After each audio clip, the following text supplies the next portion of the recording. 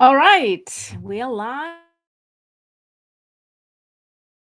Wednesday. It's a hump day. We made it half of the week, and we only have a couple more days. Hang in there. It is 7 p.m. Eastern Time here in Asheville, North Carolina. I know it's dinner time for many, and I personally cannot wait to have my dinner because I cooked an amazing rice pilaf. Oh, it turned out so good. So I can't wait to go back and have my dinner. But first, I wanted to come here and say hi and also talk about some changes that are happening in the Asheville area. This is ℂ𝕠𝕟𝕟𝕼. If you're new to my channel, I'm a realtor here in Asheville, North Carolina, and our team and I help dozens of people relocate to the Asheville area. Also, we help people sell in the Asheville area, list, and all that good stuff. If you need help relocating, if you have any questions about what it's like to live in Asheville, our team and I are here to help. Our contact information is going to be down in the description of the video. And if you just joining, if you want to say hi, put it in the comments where you're joining from, state, country, maybe, neighborhood, part of town, anything. Just say hi and say where you're joining from. Okay. All right. So, change is the only constant, right? And a lot of people, including myself, are not kind of reluctant to some changes. But whether or not we are ready for them or whether or not we want them, sometimes they just happen. Also, let me know if you can hear me because I got a new microphone upgrade. Want to make sure that everyone is hearing me okay. So put in the comments if you can even hear me. I don't know. I don't even know. All right. So yeah, change is the only constant. All we can do is be optimistic, first of all, and be prepared. If you prepared, if you have information, you're halfway there in a lot of cases. So a couple of things I want to talk about today. First is the market. And I know a lot of people have been asking us, how's the market? And for the longest time, all last year, it was kind of like, the market is doing its thing. It's kind of slow. Last year was very slow for a lot of people across the board in the whole country. All right. Thank you, Don. So looks like people can hear me from Vermont. Wow. Yay. This news looks familiar. Tracy, yes. All right, great. We're in the game. This thing works. Hopefully better sound. So, market. All last year, pretty much, it was kind of the same. It was just slowly moving, not just in Asheville, in the whole country. I think there was a record sale of houses because a lot of buyers were on the fence, and there are still some buyers that are on the fence because of interest rates. But I can just feel it changing now. And I don't just feel it because I have a sixth sense, but because we are boots on the ground when it comes to market conditions, when it comes to what's happening in real estate market here in the area. We're boots on the ground. We're buying, we're selling. We are there in the trenches. And that's the best way to kind of learn and stay on top of market trends and be informed and know what's going on and what to do and how to act accordingly. Um, and last couple weeks, no, I think it was 2 3 weeks ago, I had Zach here who kind of went over market update. And it's a lagging metric because we always look at what happened last month. So for the month of April, we're going to see the results only 1st of May, and it's still going to be a lagging metric because we're going to see what happened last month, not currently. All right, so I wanted to show you a little bit, just kind of refresh your memory, so to speak. So now I'm just talking about Asheville Metro, okay, the kind of larger Asheville larger area. Single family homes, let's do traditional, although most of them will be traditional. We don't have, I mean, barely any foreclosures. You'll be lucky if you find anything. Definitely close to none short sales. So single family homes, sales price, average sales price right now is 567. Let me do this. I think it'll be easier to see. Come on. 567. Median sales price is 455. So somewhere in the middle will be your kind of, you can kind of figure out where Asheville is. Now, days on the market, average days on the market are 39, a little longer than it used to be. Median 12, still a little longer. But again, I think just like Zach said last time when we talked, it's because there's still a lot of sellers that didn't come to terms that this market is very sensitive. You cannot just slap any price and you'll get multiple offers and it's going to fly off the shelves and people will be lining in the streets to buy your house. No, that's not how it works. This wave of kind of slowing down kind of finally caught up with us, and now we see longer days on the market, price reductions, and that's because a lot of properties are overpriced. A lot of people think they're going to get top dollar for their not so top shelf product, so to speak. And so we see a lot of that. But what we start seeing, particularly this past, I want to say 2-3 weeks, is multiple offer situations are back, and they're back with revenge. And I'm not laughing at the situation. I'm just kind of trying to more, cheerful about it, because you can either laugh about it or you can cry about it. And last week, I really wanted to cry about it because we had a client who was interested in this a single family home. It was a multiple offer situation because by the time I scheduled the showing in the late in the afternoon, I asked the listing agent, the schedule is all blocked. Is that because there are multiple showings or sellers just blocked it? And she said, you're number 13. I'm like, okay, all right, I got it. Of course, they had multiple offer situation, and we offered $35,000 over asking, $6,000 due diligence money deposit. And if you're not familiar with that, due diligence money deposit is a non-refundable deposit that every seller in North Carolina expects with the offer. So that might be different from where you from or where you at right now. But here in North Carolina, this is one of the deposits that every seller expects. And it is due within basically 24 hours of executing the contract. So no, you cannot do inspections before you submit that deposit. It's due right then. And we let them, so it was 35 over asking, $6,000 due diligence money deposit, another $6,000 of earnest money deposit. That's a second deposit that's refundable if you terminate the contract within your due diligence period. We let the sellers stay another month and a half or 2 months for free because they needed to have seller possession after closing. We just kind of like everything, just take it. Quick closing, 3 weeks, and they picked another offer. And I asked what, if they can share if it was money or the terms, because, there's a lot of private information and confidential information they cannot share. So I kind of always be careful, I want to get information from them, but I know they can't share everything. So I'm like, was it money or was it the terms? And she said, it was actually both. Thinking, oh my God, this is crazy. And then another colleague shared that they offered $45,000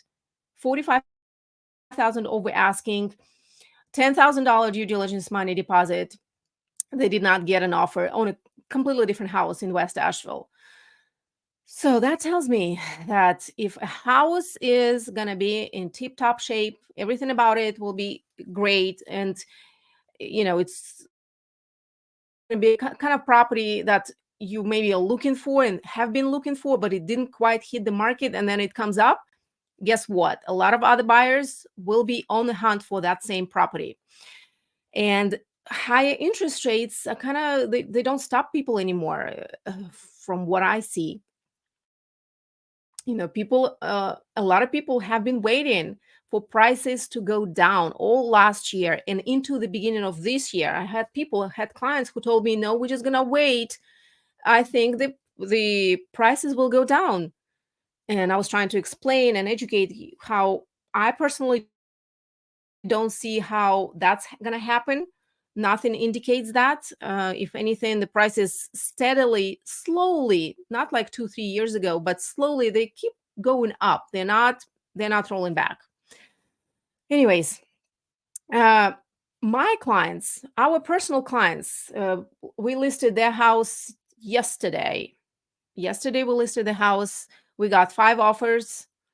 4 offers were over asking. It was very hard to choose between all of them because they were all so close to each other. And it was kind of heartbreaking for me to deliver the message to other 4 people that they did not get the house, because I know exactly what it feels like. I know exactly when you get that message and you're like, oh, and you have to tell your clients that we did not get the house, even though due diligence money were thousands of dollars. Anyways, it's getting out of hand again. I can just see it and feel it. People ready to jump back into looking for houses. And so, you got to be more realistic when you're looking at the house. And of course, sometimes there's a learning curve for a lot of people.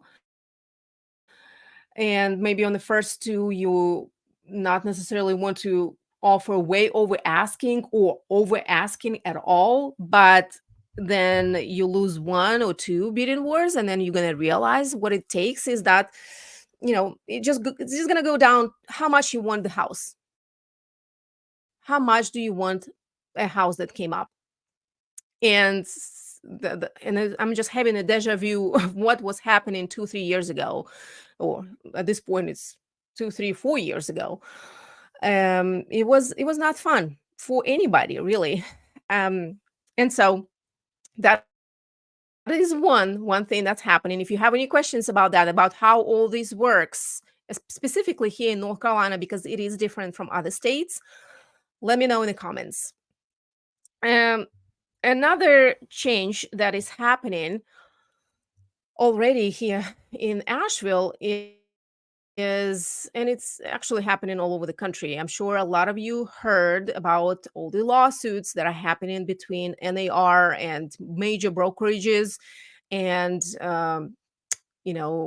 involving real estate commission. So that will definitely impact the sales and how we do business in the future. I think it's going to be July when we have a final decision from the judge. But basically, what is happening, they are trying to decouple real estate commission. What it means is that right now and in the past,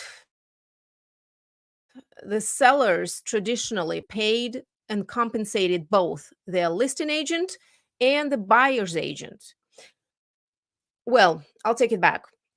The listing agent typically charges an X amount of percentage, and they charge that to the seller, and then it's up to the listing agent how they split it. And a lot of times, and that's what I do, I give 3%. That's my personal thing. That's what I personally do. I don't know what other people do. I know other people do different things. What I personally do is I either split it evenly, or I give 3% to the buyer's agent, offer them 3%, and I take the rest, even if it's less, or split it evenly. So it's me as a listing agent who's been charging the sellers X amount of money to list the house, but then I split my commission with buyer's agent, because I know if I don't offer compensation, nobody's going to come and show that house. Nobody's going to come and look at the house. Nobody's going to come and bring their clients to look at the house. And on the flip side, when I am a buyer's agent, what I explain to my buyers when we go over buyer agency agreement, which is kind of like an employment agreement between buyers and me or my brokerage, is that And luckily, in North Carolina, we always had this in our contracts, unlike other states, apparently.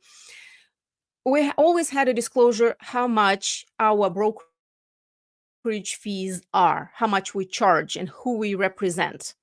If I represent a buyer, here are my fees.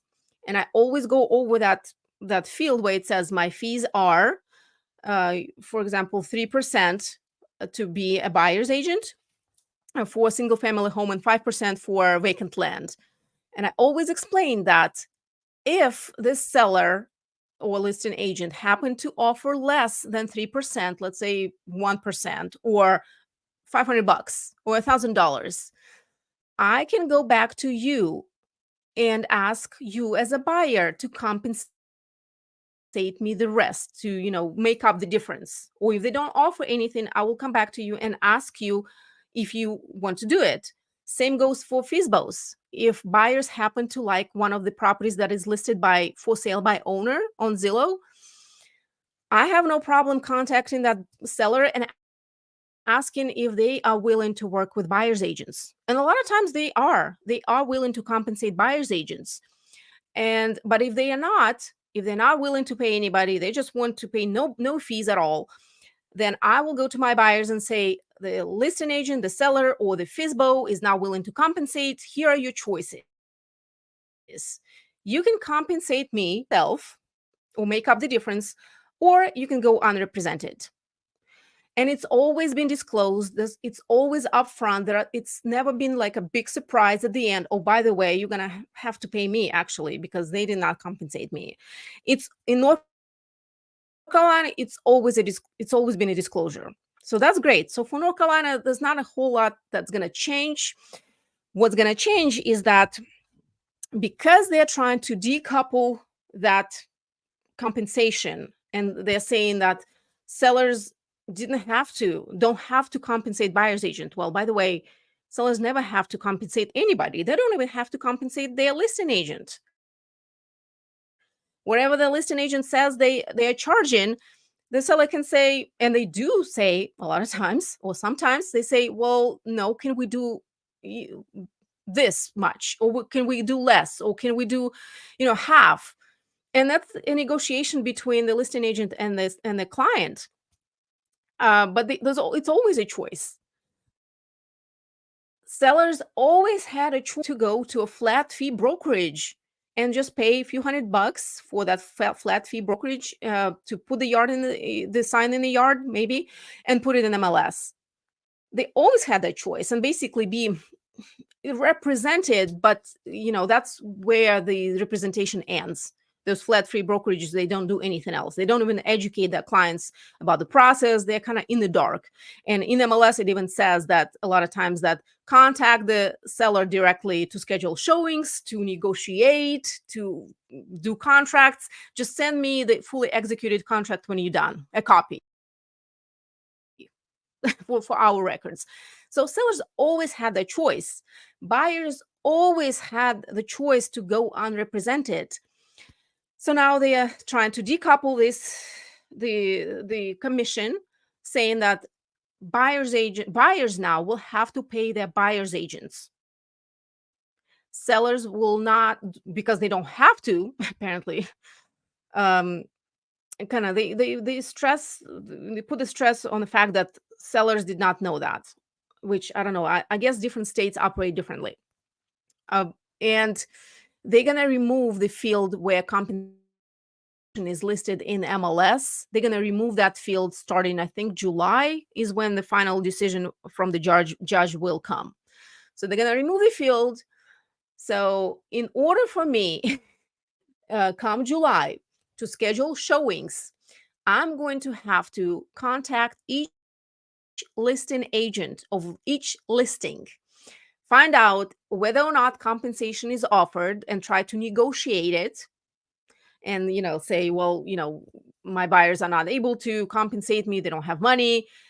Can the seller still do it? Can we do this, that, negotiate with them? Then schedule showings. Only then I will schedule showings, because if they don't compensate me, then I go to my buyers and say, well, actually, these two are not compensating me as a buyer's agent. Can you compensate? If they say no, Again, they can go unrepresented, but then they can schedule, I guess, their own showings. I don't know how it's going to work. It's going to be a big mess, I think. But anyways, it's going to be interesting, and I think it's going to be messy for a while, but sure we're going to figure this out. And I know lenders now are trying to kind of figure this out as well and see if Freddie and Fannie will allow those buyer agent compensations to be counted as seller concessions or concessions, to where buyers will be able to roll them into their financing.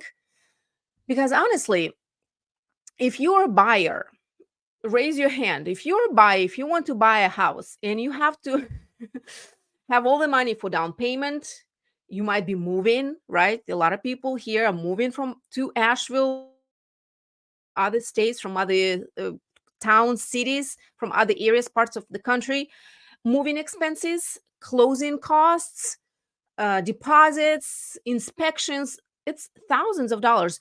Would you have an additional few $1,000s, or depending on the, you know, the price of the property, it can be thousands of tens of thousands of dollars. Would you have additional tens of thousands of dollars to hire a good buyer's agent? Yes or no?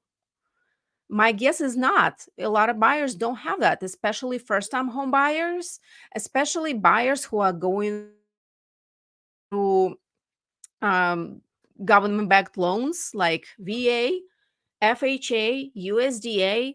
The reason these people go a lot, not 100% of the time, but the reason all these people go through these programs and are getting those loans is because they don't have extra cash laying around for down payments.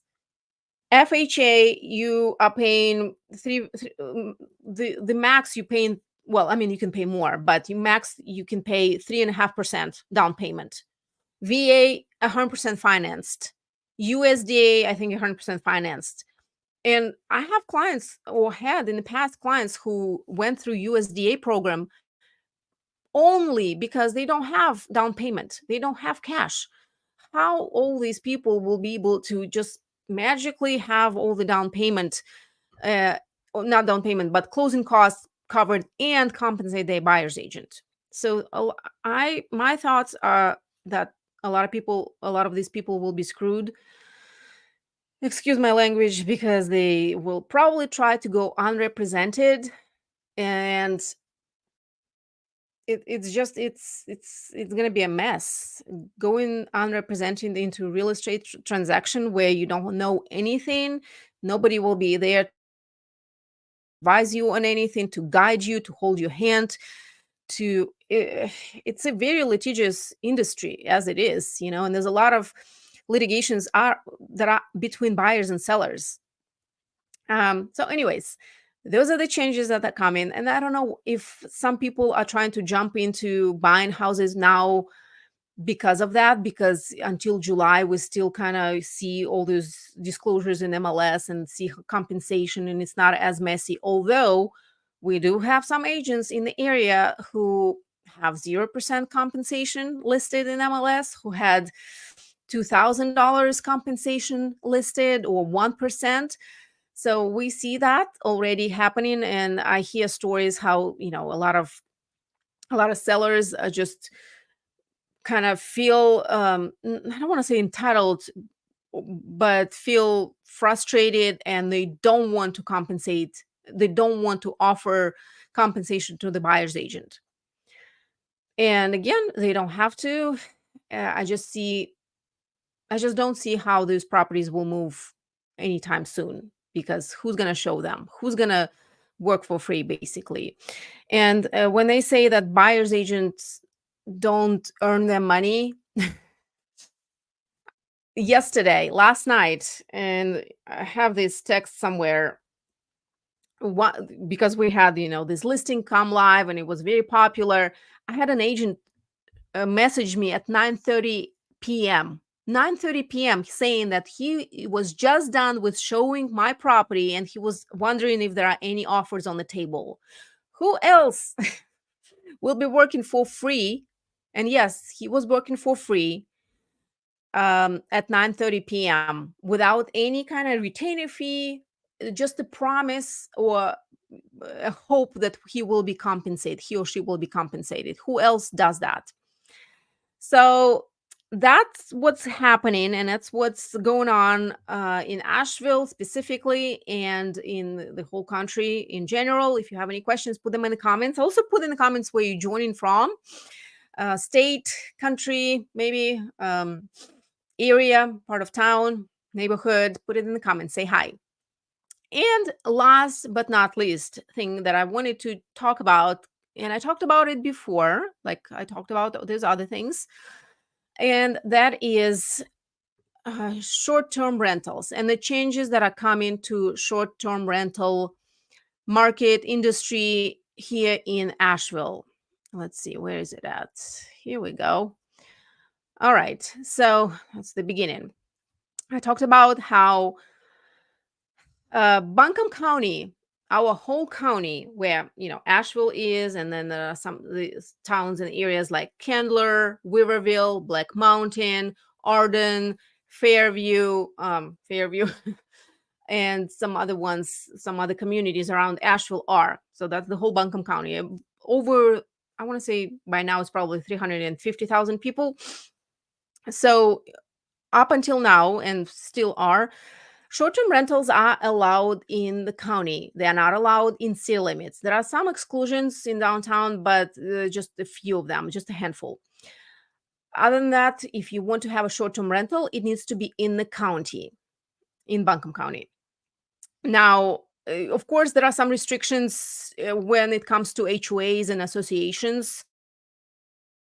Some associations have been allowing short-term rentals, but then we see that some start banning them because they just kind of start getting out of hand, I guess, or they just change the atmosphere and the vibe of the community, where it's not the community feel, but kind of more like a hotel.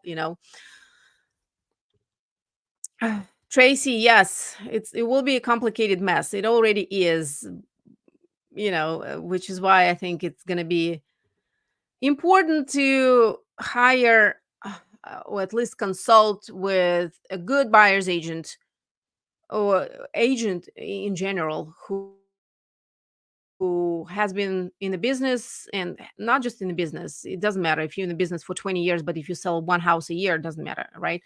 um, Somebody who is experienced and who is doing the work, talking the talk and walking the walk, basically. All right. A few realtors will stay in the business. Yeah, I can for sure see that. But again, that's nothing new. And you know why? The stats show that 85% of realtors who enter the business, which by the way is super easy, you pay $500, I think, maybe, and another 100 or $200 for a test, and you get your real estate license. You go through the course and you get your real estate license. So it's really easy to get in, but it's super hard to survive.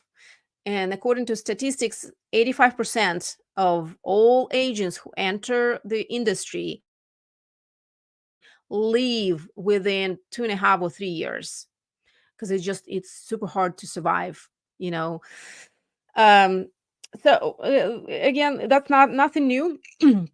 People leave, come and go, and more people will be joining, I'm sure. And more people will see, well, some people will see opportunity in changing times, and some people will leave for sure. I'm glad I'm on the investing side. Yeah. um Listen, real estate is where it's at, right? Whether you are agent, and if an agent, by the way, who is helping you buy an investment property does not own an investment property, maybe you should rethink who you hire, because it's kind of like talking to a financial advisor who is poor and he doesn't have any investments himself, or doesn't manage their money, or didn't build kind of wealth whatsoever. Do you want to talk to people who and take advice from people who didn't accomplish what you're trying to accomplish? I'm just saying. All right. So in terms of short-term rentals, Buncombe County, you can do short-term rentals. In the city of limits, you can do short-term rentals. Woodfin, town of Woodfin banned short-term rentals, I think a year or 2 years ago. So that's another exclusion. Now, what Buncombe County is trying to do right now is they trying to not ban, I'll take it back. They're trying to restrict short-term rentals in the whole county, which I think they were talking about only happened once before somewhere in the country, where the whole county tried to ban short-term rentals or severely restrict them, and it was eventually overturned. They got sued and all that didn't happen. And so that's what's happening in Buncombe County. They are trying to kind of their first the pretext, or the first excuse, so to speak, was that short-term rentals take away from affordable housing.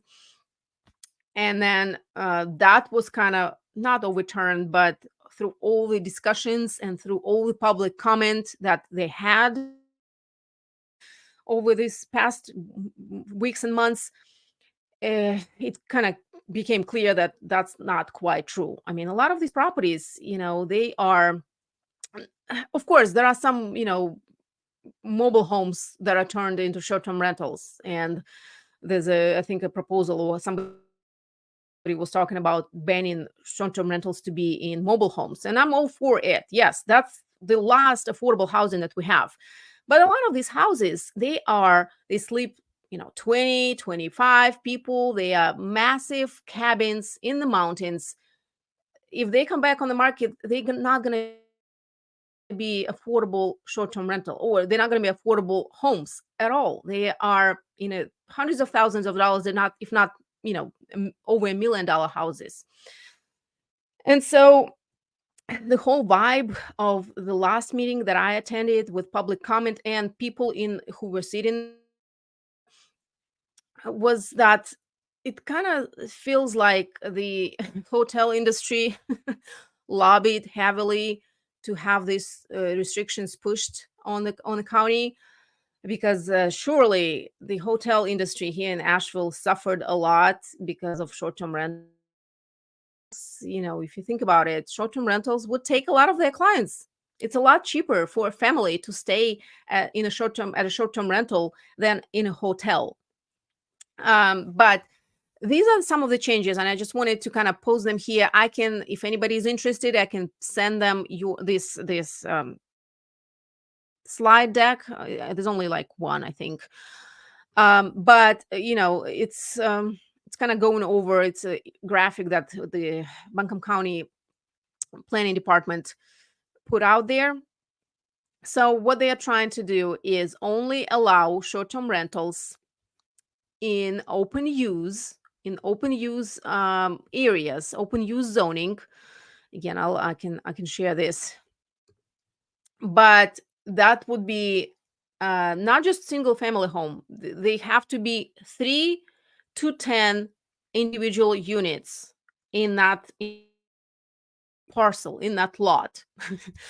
And that's so of course that raised a question by a lot of people: how can somebody, individual person, which there's a lot of individual people here in the area who just have one short-term rentals or two short-term rentals, how they can all of a sudden turn into a developer and put 3 units on their open use vacant lot.